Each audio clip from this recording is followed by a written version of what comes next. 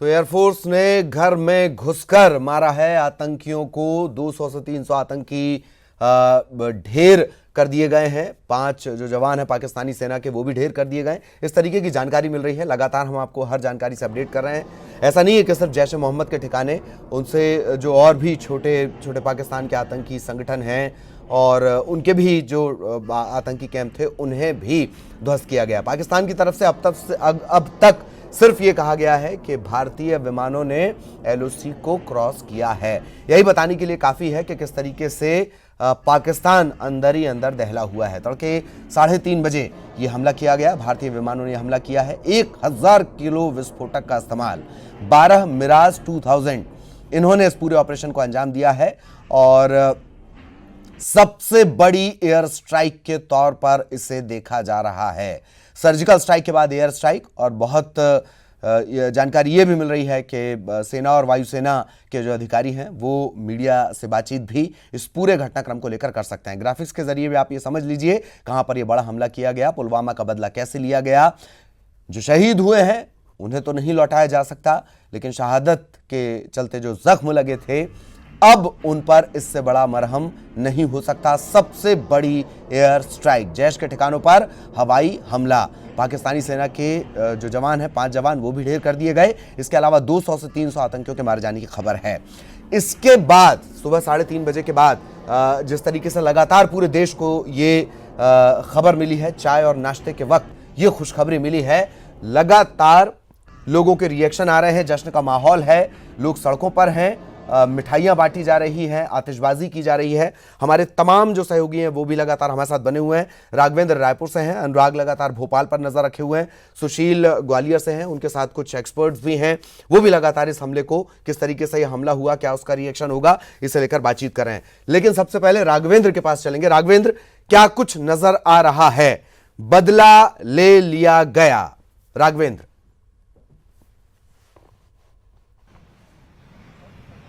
ललित, निश्चित रूप से जब से 14 फरवरी को पुलवामा आतंकी हमला हुआ था उसके बाद से लोगों में आक्रोश था।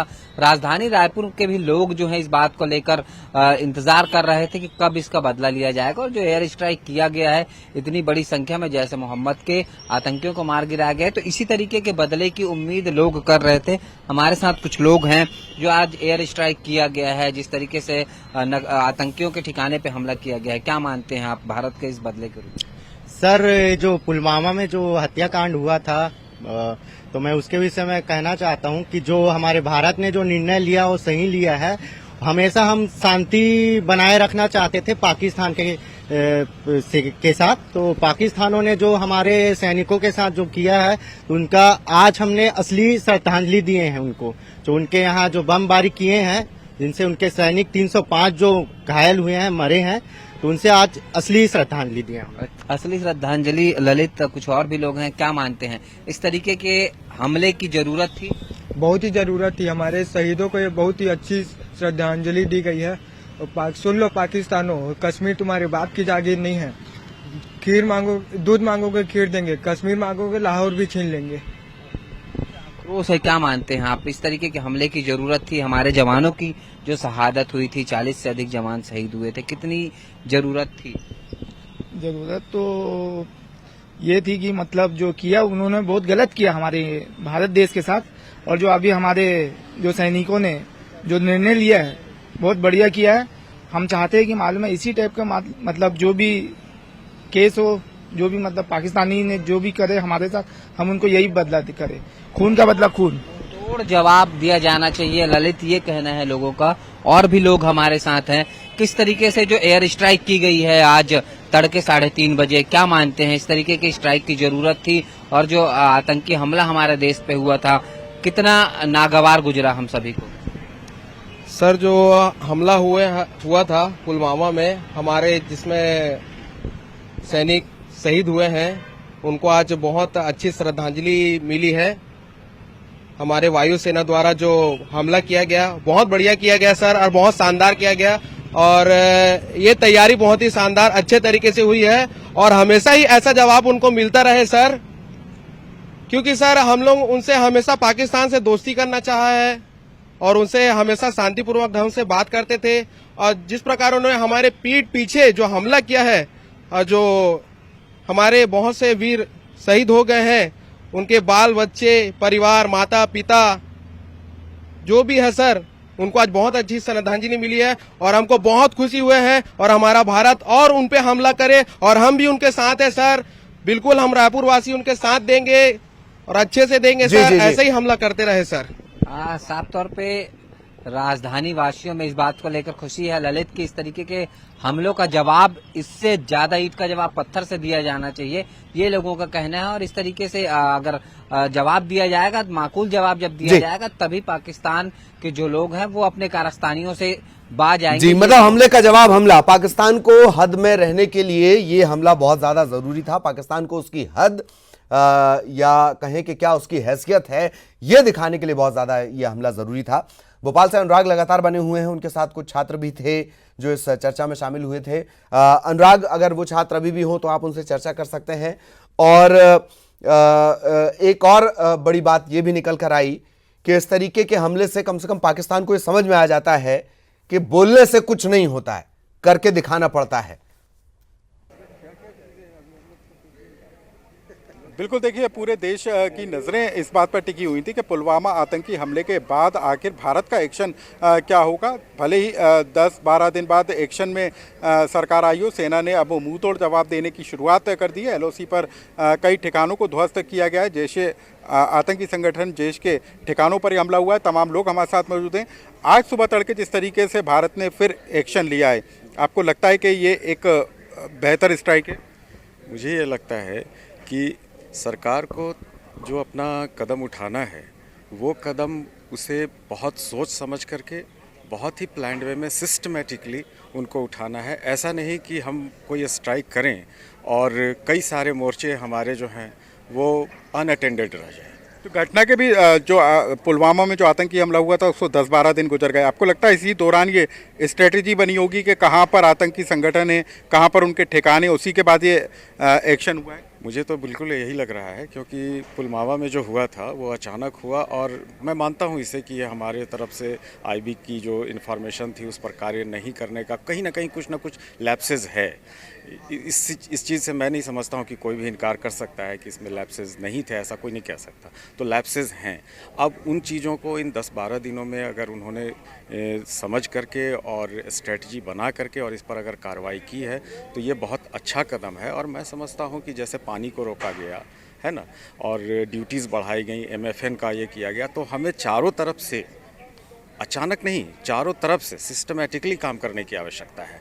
तभी हम जा करके उन्हें ये बता सकेंगे कि हम शांति प्रिय तो हैं, लेकिन शांति के नाम पर हम हिंसा और इस तरह की जो घटनाएं हैं, दुर्भाग्यपूर्ण घटनाएं, वो हम सहन नहीं कर सकते। तो बिल्कुल साफ तौर पर लोगों का यही कहना है कि चौतरफा तरीके से हमला करने की ज़रूरत है। एक तरफ से जहां पानी रोकने की बात कही जा रही है, दूसरी तरफ से टैक्स जो भारत से जो पाकिस्तान के लिए जो सामान भेजा जाता है उस पर रोक लगाई जा रही है, टैक्स लगाए जा रहे हैं। चौतरफा तरीके से जरूरी है कि आतंकी संगठनों और खासतौर पर पाक को निशाना बनाया जाए। और भी तमाम लोग हमारे साथ मौजूद हैं। अनुराग, बातचीत करेंगे। दरअसल कुछ डिफेंस जिस तरीके से आज LOC पर हमला, रिएक्शन लेना चाह रहे हैं और उसके बाद हम आपके पास आएंगे और इस बीच वो संख्या भी हम क्लियर कर देंगे कि जन्नत की हूरों से मिलने कितने सारे गए हैं आतंकी, और वो संख्या भी धीरे से क्लियर हो जाएगी।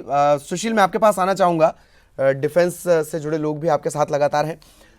ये बात भी कही जा रही है कि लंबे अरसे बाद वायुसेना का हमने इस्तेमाल किया है। कारगिल में भी हमने वायुसेना का हालांकि इस्तेमाल किया था।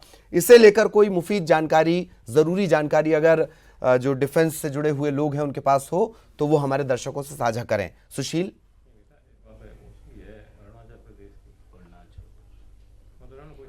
बिल्कुल, राठौर साहब से उनसे ही जानकारी लेते हैं। सर, लंबे समय के बाद जो है एयरफोर्स का इस्तेमाल किया है भारत ने, और वो पाकिस्तान के खिलाफ। क्या लगता है आपको, ग्वालियर में भी एयरफोर्स स्टेशन की महत्वपूर्ण जिम्मेदारी रही है, भूमिका रही है, तो किस तरह से देखते हैं? और मिराज का तो बड़ा गहरा ताल्लुक भी है ग्वालियर की भी एक महत्वपूर्ण भूमिका सामने आती है इस दौरान। ग्वालियर की महत्वपूर्ण भूमिका है, और मैं थोड़ा रात में भी, मैं 3 बजे लगभग मालूम हुआ था, महसूस हुआ था, हमारी इंटरनल सिक्योरिटी के लिए हमारा पूरा एयरफोर्स, ग्वालियर नहीं बल्कि पूरे हिंदुस्तान में पूरी फोर्स, एयरफोर्स, नेवी सभी अलर्ट थे तभी पाकिस्तान अगर कोई हरकत करता है तो उसको माकूल जवाब दिया जाता है उसी समय। ग्वालियर में किस तरह की हलचल नजर आई थी, किस तरह का एहसास हुआ था आप लोगों को रात में, चूंकि मिलिट्री एरिया है? मेरे को और नहीं, फाइटर्स की हलचल थोड़ी आवाज आई थी तो महसूस तो हुआ था कि हमारी फोर्स है, हमारा पाकिस्तान, कल के पाकिस्तान एयरफोर्स की मीटिंग थी, उन्होंने कोई अगर उग्रवाद करते हैं उसके लिए इंटरनल सिक्योरिटी हमारी सब तैयार थी, हमारी फोर्स तैयार थी, सब फोर्स हमारे तैयार थे, आर्मी हो चाहे एयरफोर्स हो, हर स्टेशन पूरे इंडिया में हम तैयार थे। सर, मिराज की किस तरह की खासियत रहती है इस तरह के हमलों के दौरान? मिराज की काफ़ी रहती है, अगर लो लेवल पे जाते हैं राड भी नहीं कैच कर पाता, अच्छी स्पीड है, अच्छे इसमें लेजर बॉम्ब वगैरह से काफ़ी अटैक करता है, बहुत सटीक मार करते हैं ये बहुत। चलिए मैं आप सभी को रोकना चाह रहा हूं, रिएक्शन लगातार आ रहे हैं। सेना के पीछे पूरा देश खड़ा है।